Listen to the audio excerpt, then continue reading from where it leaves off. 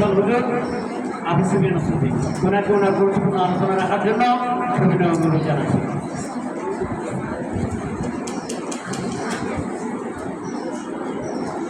আসসালামু আলাইকুম ওয়া রাহমাতুল্লাহি ওয়া বারাকাতুহু। نحمده ونصلي على رسوله الكريم أما بعد. قال الله تعالى: تعاونوا على البر والتقوى ولا تعاونوا على الإثم والعدوان.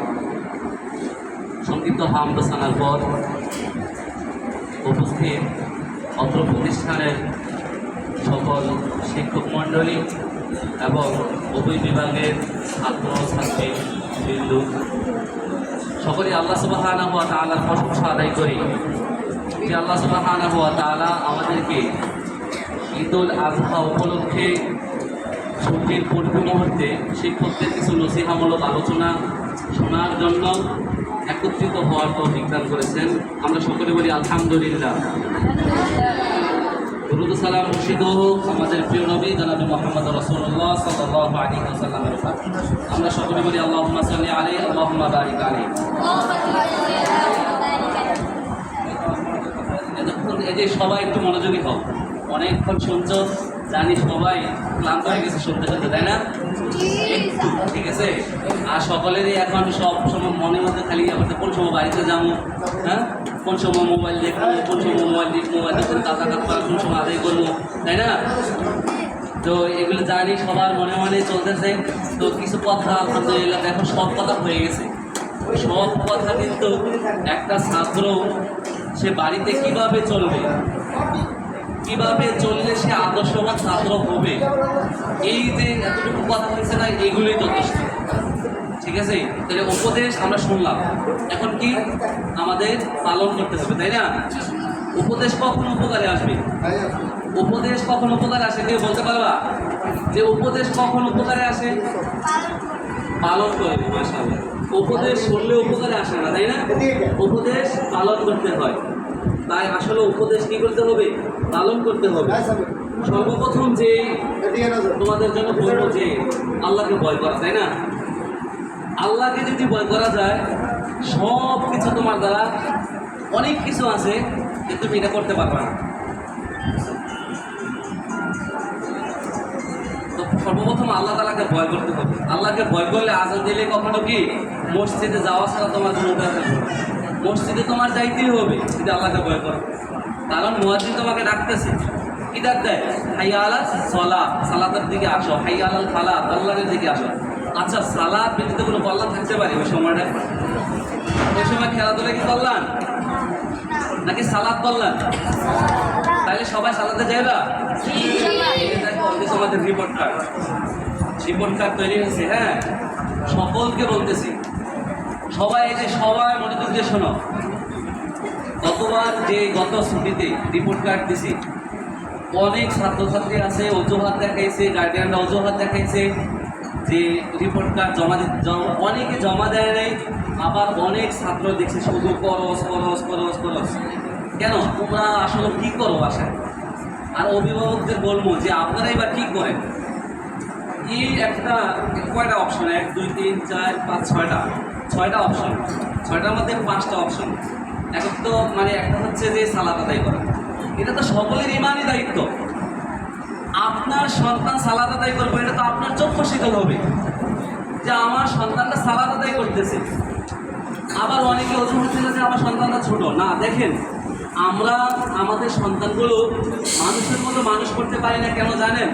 তার ছোটকালটা তার মতো চলতে দেই। বুঝতে পারেন মনে হয় আমরা তাদের ছোটকালটা তাদের মতোই চলতে দেই, এই জন্য তাদেরকে আমরা মানুষ করতে পারি না। বড় হলে কথা শুনবো না, এটা নিশ্চিত। দেখা গেছে যে মোবাইল না দেওয়া পারি না। কেন দিতে পারেন না? বলছে খাওয়া খায় না। আরে কয়দিন না খেয়ে থাকবো? সে কয়দিন থাকুক, দেখি কয়দিন না খেয়ে থাকুক। অবশ্যই দেখবেন সে তাকে খিদা লাগবো না? সে কি মানুষ না? রক্ত মাংস করা মানুষ তো। মোবাইলটা না দিয়ে দেখেন সে খাবার খাবে না, না খাবে। এত আদর কেন? দেখেন, আদর দিয়ে সন্তান মানুষ করা যাবে না।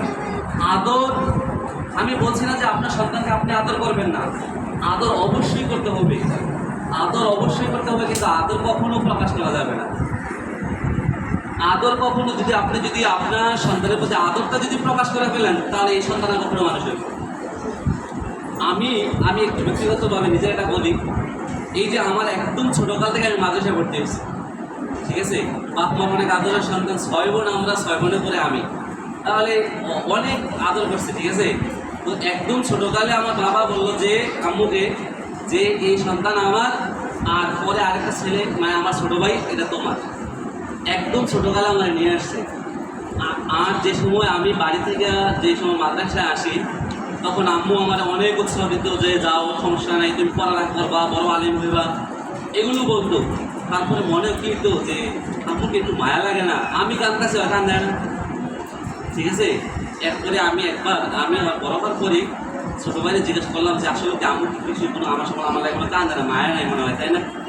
তো বললো যে ভাইয়া তুমি যত বছর মাদ্রাসায় পড়ছো, যতবার তুমি ছুটিতে আসছো, যতবার তুমি মাদ্রাসায় গেছো, প্রত্যেকবার তোমার আগাই দিছে ঠিকই, কিন্তু আগাই দিয়ে বাড়িতে ভাত খায় না, কান্নাকাটি করে, হ্যাঁ, ওই তোমার মাই। কিন্তু দেখে একটা জিনিস, যে ওনার থেকে একটা জিনিস কি শিখলাম, যে ছেলে সন্তানদের আদর করতে পারবো, কিন্তু প্রকাশ করা যাবে না, তাই না? এই জিনিসটা যদি আমার প্রকাশ হয়ে যেত, আমি নিজের ব্যক্তিগতভাবে বলি, এই জিনিসটা যখন আমি যদি প্রকাশ পাইতাম যে আমার মা আমার জন্য কান্নাকাটি করে, তখন কিন্তু আমার এই জীবনও এই পর্যন্ত আনতে পারতো না ওরা, এটা নিশ্চিত। কারণ আমি তখন সুদা বিচারতাম যে আরে আমার মা তো আদর করি, ঠিক আছে, ঠিক আছে, আজকে যাবো না, কালকে যাবো না, পরশু দিন না, এই দিক দিয়ে আবার থাকলে বাইরে দেবো, আবার যে সময় বিদায় দিব এই সময় কানবো, কিন্তু এই কান্না আবার কী করবো না, প্রকাশ করবো না। কি এক অদ্ভুত, আসলে এরকম অদ্ভুত ভালোবাসা দিয়েই কী করতে হয়, সন্তান মানুষ করতে হয়। কিন্তু আমি শুধুমাত্র এই মুন্সিগঞ্জের মানুষদেরকে ব্যতিক্রম দেখলাম। বাবা এসে খাবার ঠেলা দেয়, আল্লাহ আকবার, আর বাবার সাথে তো কথাই বলতে পারি না, মানে ভয়ের ঠেলায়। তো এই বাবা আবার কীভাবে মানে সন্তানের যা বলবো, ওই বাবা আবার সন্তানের, আমি কতটুকু জানি না কতটুকু ফলপ্রসূ হয় তাদের, যে ওই বাবা একটা আদেশ করলো, ওরে বাবাকে বুড়া আঙুল দেখাইতে সময় লাগবে না ওই সন্তানের, কারণ তার মায়া, যদি মায়া জানে যে মায়া তো আমার বাবা, তো আমি যদি না খাই ওর অবস্থা খারাপ। তো যখন আপনার দুর্বল পয়েন্ট জানা যাবে, তখন সন্তান তো 5% কারো মানুষ করতে পারবে না, কারণ সে আপনার দুর্বল পয়েন্ট জানে। আপনার অনেক ভালোবাসা তার জন্য, সে না খাইলে আপনি অবশ্যই আপনি প্লে স্টোর থেকে গেমস ডাউনলোড দিয়ে তাকে দেবেন, ঠিক আছে, বাবা এই গেমসটা না, এটা তাহলে আপনি রিমুভ করে আরেকটা নামাই দেবেন, যে গেমসটা তোমার ভালো লাগে এই তো তাও খাও তুমি, তাই না? কিন্তু দেখেন এইগুলো করা যাবে না। সব শিক্ষকরা আমাদের আলহামদুলিল্লাহ এই মোবাইলের ব্যাপারে মোবাইলের ব্যাপারে কঠিন হন, কারণ এখন আপনি এমন একটা ফেতনার সময় আমরা বসবাস করছি, 1 টাকা দিয়ে একটা যে শ্যাম্পু কিনি, ওই শ্যাম্পুর মধ্যে দেখবেন নারীর ছবি, তাই না? একটা সাবান কিনবেন, সাবানে কী দরকার, কিন্তু দেখবেন নারীর ছবি। আর মোবাইলে তো জানেন, তো আল্লাহ তাআলা দেখেন আপনার সন্তানটা যদি ছোটোকাল থেকে মোবাইল আসক্ত হয়, আর ইহুদি খ্রিস্টানটাকে তারা আপনার ব্রেন ওয়াশ, তারা সবসময় মানুষের ফিকরাতুল গজওয়াতুল ফিকির বলা হয়, যে চিন্তা গবেষণা, চিন্তা নিয়ে যুদ্ধ, ওরা কিন্তু যুদ্ধ ঠিকই চলছে, ঠিকই যুদ্ধ করছে, এবং তারা সফল, তারা কিন্তু সফল তাদের জায়গায়। আপনার ইউতে একটা আপনি ইয়া করবেন, বল দেবেন, দেখবেন নারীর ছবি, তো ওই সন্তানটা তো আমার এইভাবে বড় হচ্ছে, তখন তার থেকে আমরা ভালো কিছু আশা করতে পারবো না। আর এটি হচ্ছে পাপ, এভাবেই পাপ হয়। আর ইমাম শাফি রাহিমাহুল্লাহ তার উস্তাদ ওয়াকিকে বলছিল যে উস্তাদ দেখেন, শাফির যুগে ছিল না মোবাইল, ছিল না কোনো কিছু, তারপরেও তিনি বলছেন যে উস্তাদ আমি শিখি কিন্তু আমি ভুলে যাই। কী করি? আমি শিখি কিন্তু আমি ভুলে যাই, পড়ি ভুলে যাই। তখন তিনি কি বলছিল যে তুমি কি করো, পাপ কাজকে ছাড়ো। ইন্নাল ইলমা নূরুন লা ইউতা লিল আসি, নিশ্চয়ই ইলমটা হচ্ছে আলো, লা ইউতা দেওয়া হয় না আসি কোনো পাপীকে। তাহলে নিজের সন্তানকে যদি পাপী করে তোলেন, সে কখনো ইলম অর্জন করতে পারবে না। এটা আপনি খাতা কলমে লিখে নেন, সে পারবে না।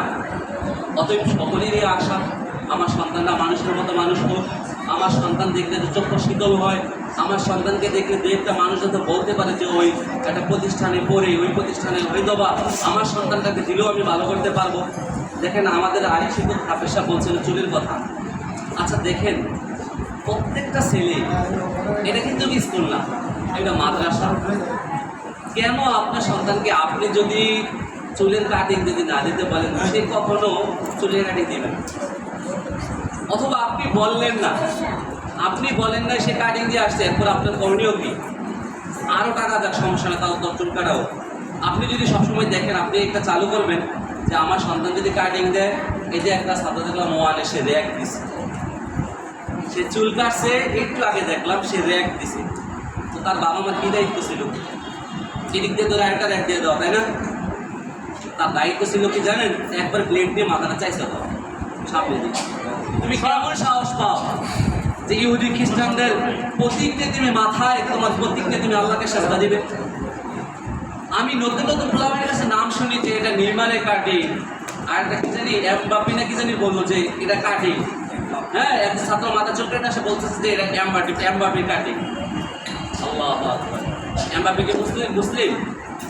হ্যাঁ, আমি যতটুকু জানি যে একটা ইহুদি খ্রিস্টানদের একটা তোমার ইয়া আছে, যে ওদের যে দান মানে ইয়া করে না, এই একটা অ্যাকাউন্ট ধরা যায়, যে ওদের একটা অ্যাকাউন্ট আছে, ওরা টাকা দেয় শুধুমাত্র ওই টাকা দিয়ে শুধুমাত্র মুসলিমদের বিরোধিতা কীভাবে করা যায়, মুসলিম সন্তানদের কীভাবে অধপতন করা যায়, তার মাঝে শীর্ষে আছে নেইমার, মেসি এবং যারা যারা কয়েকটা উল্লেখযোগ্য তারকা যারা আছে, ফুটবল প্লেয়ার, ইহুদি খ্রিস্টান, তারা উল্লেখযোগ্য কয়েকটা তারকা আছে, তারা বিশাল অঙ্কের টাকা দান করে শুধুমাত্র মুসলিমদের ক্ষতি করার জন্য, দুর্ভুক্তমাদের জন্য। গতকাল একটা ক্লাসে বলছি যে তুমি কয়টা খেলোয়াড়ের নাম বলো তো, এমনি পামারে বললাম যে কয়টা খেলোয়াড়ের নাম বলো তো, একটা না 9টা খেলোয়াড়ের নাম বলছে।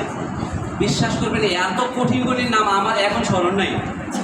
এরপরে বললাম যে তুমি 10 জন সাহাবী, জান্নাতের সুসংবাদপ্রাপ্ত সাহাবীর নাম বলো তো, বলতে পারলাম। এরপরে বললাম যে আমভাবে কয়টা সাহাবীর নাম বলো, 3 জন কি 4 জনের নাম বলছে। এটা কি আমাদের জন্য আলোচনা না? আপনার সন্তান